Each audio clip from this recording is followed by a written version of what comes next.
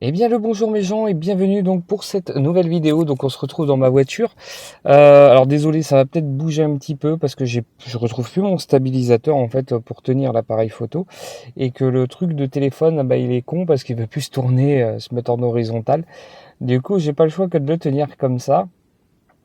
Donc oui, vidéo qu'on se retrouve donc dans ma voiture. Il va en avoir plusieurs. Je vous en avais parlé au début d'année janvier lors des voitures log.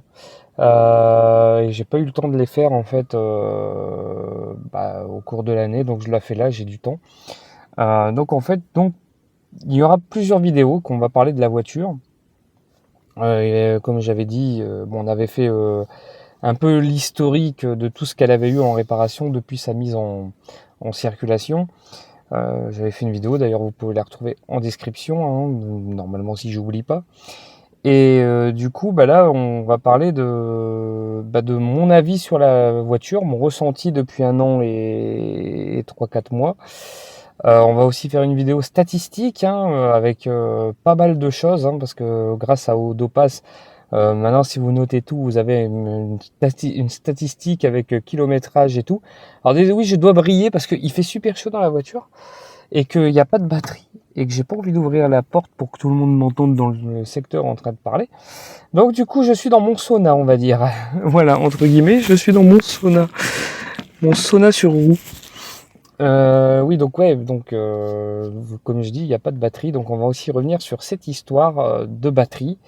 Le problème, on va faire donc cette vidéo préquelle, je vais la commencer là maintenant, et elle sera peut-être en deux, trois parties. Donc là, je vais parler un peu de l'histoire de ce qui se passe et de ce qui s'est passé avant, donc durant l'année. Et vous aurez un après euh, qui, je l'espère, sera vraiment positif et pas très cher. J'en avais un peu parlé dans mes voitures log pour ceux qui ont suivi, mais bon, je voulais faire des vidéos distinctes hein, pour qu'on s'y retrouve. Et peut-être que vous aussi qui regardez cette vidéo avez peut-être ce problème avec votre voiture ou même la même que moi, la Seat Ibiza de 2009, 1,4 litre TDI 6J. 6J5, donc du coup, après 1,4 litre, 1,9 litre, hein, c'est la même connerie. Donc j'ai acheté la voiture en 2021, en avril. D'ailleurs là il y a un cache qu'il faut que je recolle. C'est ce cache là qui se décolle. Je vois plein de petits problèmes. Il est cassé. Petit coquinou, va falloir que je répare ça. Je sais pas comment le réparer moi en plus. Hein, ça, faut que je trouve. Faut que je trouve. Ah oui, il est cassé de chez cassé, hein, en deux. Je me suis fait niquer. Désolé, je retombe. Donc comme ça, je pense. Voilà. Là, on va l'enfoncer. Et non, ça ne marche pas. Écoutez, tant que ça tient comme ça tient comme ça. Je vais voir pour trouver un autre. Donc je l'ai acheté en avril 2021. Donc 2595 euros, je crois, avec une garantie 3 mois. Mais j'aurais dû faire baisser le prix. Finalement, je vais faire avec la porte ouverte. Je m'en tape parce que regardez, je sue comme je sais pas quoi. Donc là, ça va me rafraîchir un petit peu. Donc voilà, je l'ai acheté à ce moment-là. Donc du coup, je l'ai testé la voiture avant de l'acheter, hein, même si je savais qu'il y avait beaucoup de kilomètres. Donc elle est à 233 300 et des poussières. Donc moi, quand j'ai fait mon tour, en fait, je l'ai eu à... Pardon, excusez mon grand doigt. Je l'ai eu à 3, en gros, avec le test et tout, donc 233 377 kilomètres. Donc jusque-là, tout va bien. On fait les tests, j'étais avec mon beau-père. On a regardé le moteur, s'il n'y avait pas de la mayonnaise, tout ça, tout va bien. On a démarré la voiture, on est parti, on a fait un tour, on est revenu. Et finalement, pour moi, tout allait bien. Et pour moi, franchement, je vous le dis, je conduis pas tous les jours ou quoi. Enfin voilà, je fais des trajets, mais pas tous les jours. Du coup, pour moi, voilà, pour commencer, sachant que j'avais eu un pépin avec une 306 qui s'est coupé faisceau mort. Du coup, voilà, je l'achète et tout, mais j'ai ce petit côté, je sais pas, vous savez, le petit côté paranoïaque qui ressort. Je l'achète et tout, je me dis ouais, mais attends, c'est bizarre que ça marche, c'est pas normal. Et donc voilà, une semaine s'écoule, je prends la voiture, je vais chercher même un McDo. Je vais chercher un McDo avec durant la semaine où je l'ai acheté. J'ai même été au magasin, j'ai remis de l'essence, je suis revenu. Euh, et du coup, voilà, un jour, c'est dimanche, le dimanche 18, je crois, avril, donc à peu près une semaine après que je l'ai acheté, je me dis, tiens, je vais faire des voitures log. Je me dis, pourquoi pas commencer, faire un petit tour de test pour voir. Et là, je prépare tout, je commence à faire des plans de coupe, de vue et tout ça. Et je monte dans la voiture, je commence à mettre les clés, je veux démarrer. Et là, tout clignote. Ah merde. Moi, j'ai jamais eu ça, donc vous voyez, je pensais même pas à la batterie sur le coup. Je pensais à autre chose. Je me dis, ça y est, la voiture marche plus. Ça y est, je me suis fait niquer. Et pourtant, si vous avez suivi l'historique de la voiture, vous savez qu'il y a eu plein de choses de faites, hein. Que ce soit l'embrayage, que ce soit la pompe à eau, le turbo, enfin il y a eu plein de changements, les pneus ils étaient quasi neufs. Là j'ai fait que 3400 km avec, donc c'est rien quoi, vous voyez. Donc la voiture, en termes de pneus, moi je pense que ça va aussi. Bref, ce truc m'enquiquine, j'aime pas quand c'est... Voilà. Bref, j'ai fait tout ça. Et donc ça marche pas et tout. J'envoie un message à ma belle-mère, je fais bah, j'ai un problème avec ma voiture, démarre pas, elle envoie, donc elle me dit bah ça doit être la batterie, je fais ok. La batterie, du coup bah elle vient avec les pinces et puis on la remet en route, la voiture, hein, on la remet en route, voilà. Et par précaution, je change de batterie, donc 80 € la batterie, parce que je me dis que bah peut-être que bah oui, la voiture elle est vieille, si la batterie j'ai pas vu de facture de changement de batterie, ça peut être possible qu'elle soit morte, hein. Ouais. Et j'ai pas les outils, on n'a pas les outils d'ailleurs pour tester sur le coup si la batterie va bien ou pas. Donc on fait ça, on change la batterie. Je me dis ça y est, on est sauvé. Bah non, rebelote une semaine plus tard encore. Bah la voiture démarre pas, ça recommence. Du coup je fais bah, merde alors qu'est-ce que c'est encore que ce Binz? Qu'est-ce que c'est que ce Binz? Et vous voyez quand elle se décharge pas tout de suite dans une nuit, hein. Ça met plusieurs jours. C'est-à-dire que là, si je la laisse brancher, le lendemain, je suis à 50% de batterie et je peux durer 2-3 jours comme ça, voire 4 jours, sans que ça se décharge. Du coup, je fais bon, bah, c'est quoi le bordel? Du coup, tout de suite, bah, on pense à l'alternateur, hein. On y pensait avant, mais bon, on s'est dit, on va d'abord faire ça. Donc, je vais au garage. Et là, il me dit 500 € l'alternateur neuf. Bah, c'était en juin en plus que j'ai fait ça. Je fais attends, 500 €, putain, j'ai de l'acheter d'occasion, la voiture, 500 boules pour l'alternateur. Et il me fait écoute, moi je peux t'en trouver un d'occasion à 250 €. Je fais bon, ok. Parce que moi, je vous le dis, hein, je suis une bille en mécanique, hein. J'ai jamais touché ça, donc du coup, je m'y intéresse seulement là, depuis que j'ai la voiture, mais sinon avant, voilà quoi. Basta. Donc, je fais d'accord, bon, on le change, hein, de toute façon, pas le choix, hein. C'est soit ça ou j'ai pas d'alternateur qui marche. Et du coup, je me retrouve dans la merde, c'est-à-dire si je vais faire une course, ça peut se décharger ou voilà quoi. Si l'alternateur fait pas son boulot, ok, on change l'alternateur. Je me dis ça y est, cette fois, on est sauvé.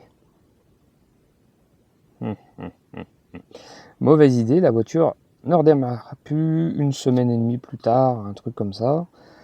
Ouais, c'est vrai que ça dure longtemps avant que ça se décharge, une semaine et demie, un truc comme ça.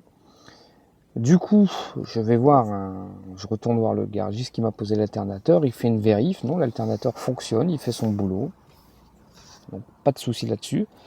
Et je vais voir un spécialiste en électronique pour qu'il me décèle le problème. Donc je laisse la voiture, il me rappelle, il me dit écoutez, vous pouvez me laisser la voiture encore un jour parce qu'en fait j'ai pas trouvé le problème, mais il faudrait que je creuse un petit peu plus. Je fais ok, moi il n'y a pas de souci, hein, de toute façon, voilà. Bon, bah, il me rappelle et il fait bah, écoutez, moi j'ai rien trouvé à part juste un problème de relais à carburant qui, qui faisait un petit voltage, mais un petit court-circuit, mais pas méchant, donc c'est pas ça pour lui, il pense pas que ce soit ça. Je fais d'accord, bon, bah, changez-le, 90 €. Ça revient cher, hein, mine de rien. Donc 90 balles plus tard, je me dis peut-être que c'est ça finalement et que ça va résoudre mon problème. Non, c'est pas ça. Le relais changé, il y a toujours un truc qui se décharge et au jour d'aujourd'hui, donc un an quasi après, un an, c'était en juillet que j'avais changé le relais, et la voiture se décharge toujours. C'est-à-dire qu'en fait j'ai ce petit appareil qui permet de voir l'alternateur. Alors il m'a dit aussi, le mec électronique, il m'a dit peut-être que l'alternateur, voilà, il a fait un petit truc. À un moment, il n'a pas trop chargé, mais il a fait quand même son boulot.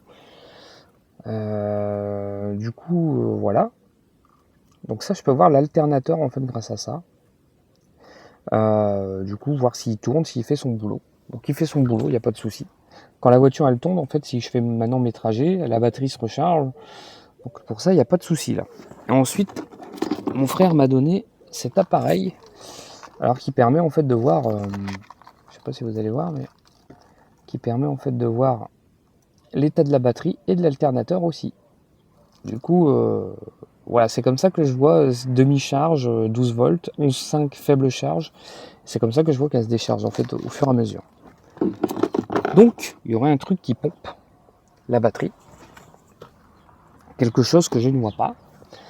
Donc, comme elle est passée à un électricien, il a vérifié les trucs, donc rien qui se fait. J'avais pris la décision de mettre un coupe batterie, c'est-à-dire un truc que tu coupes comme ça m'éviterait de sortir le truc, enfin de couper d'enlever le fil à chaque fois. Le problème, bon, 100 €. Mais le problème, je me dis, putain, ouais, mais si je mets ça, ça va pas résoudre mon problème, mon gars. C'est-à-dire que à l'heure actuelle, dès que la voiture je rentre, si je fais pas d'autres trajets plus tard, je coupe quoi. Donc c'est ce que je fais, je coupe la batterie et je peux fermer mes portes, hein, je ferme tout d'abord et puis après je peux déverrouiller et puis voilà, la voiture est verrouillée. Donc il n'y a pas de souci. Mais ça m'embête, ça me travaille, j'aime pas. C'est une sensation qui est détestable parce que tu te dis putain en fait, alors là j'ai appris à la connaître la voiture, mais imaginons que je sais pas, je la prends tout confiant en disant bah ça se recharge et puis finalement j'arrive sur le parking à X kilomètres de chez moi et là elle démarre plus. Donc j'ai un chargeur boost pour m'aider que ma belle-mère m'a offert à Noël. Ça me permet de booster, de m'aider, hein, mais je l'ai pas encore utilisé, je sais pas si ça marche. Mais sinon c'est embêtant, parce que quand vous devez recharger votre bagnole avec des pinces et tout le bordel, je peux vous dire que c'est chiant. Du coup, j'ai pris la décision, en mettant de côté, d'aller à Seat Ibiza. Donc je vais leur retéléphoner en septembre, parce que j'avais déjà téléphoné pour me renseigner. Et eux, en fait, ils préconisent, comme ils connaissent pas la voiture, un diagnostic moteur.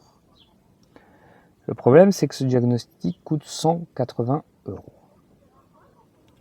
C'est pas donné, et en prime, si c'est juste un truc à la balise, chose que j'ai faite aussi, j'avais un truc à la balise, ils m'ont trouvé aucune erreur. Enfin, il n'y a aucune erreur qui a été trouvée, donc du coup, je me dis, si c'est pour payer 180 € et qu'ils ne me trouvent pas la panne, voilà.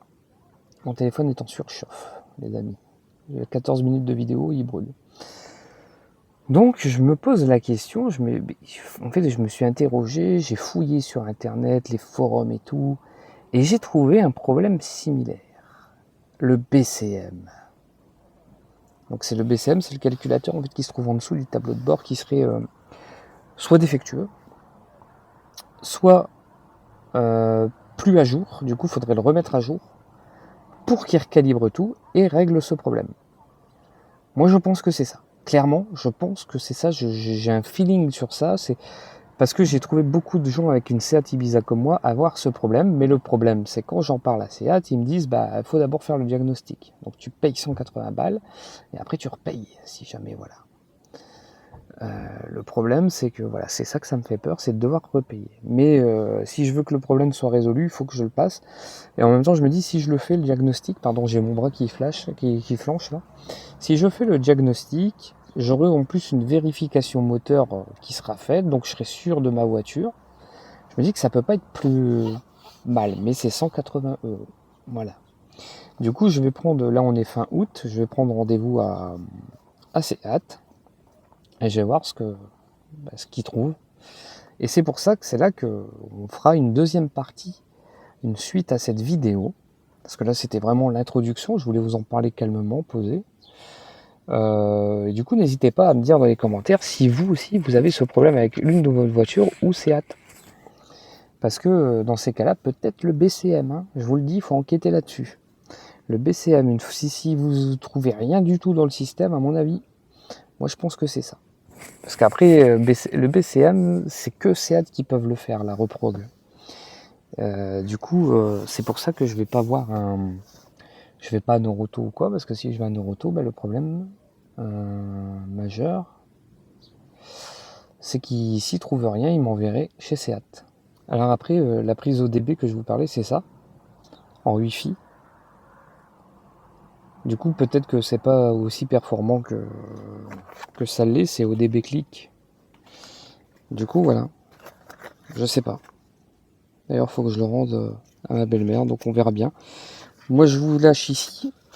J'espère que vous avez apprécié cette petite vidéo, hein, qu'on parle tranquille. Et n'hésitez pas à parler avec moi dans les commentaires, surtout si vous avez un cas similaire ou quoi. Parce que, je veux dire, c'est pas donné. C'est pas donné, et c'est vrai que quand tu cherches le problème, t'as plus à te creuser la tête qu'autre chose, et au final,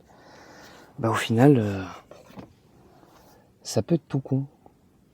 Donc voilà, mais je vous dis à la prochaine, pour la suite, hein, dès que j'ai le rendez-vous, je commence la vidéo.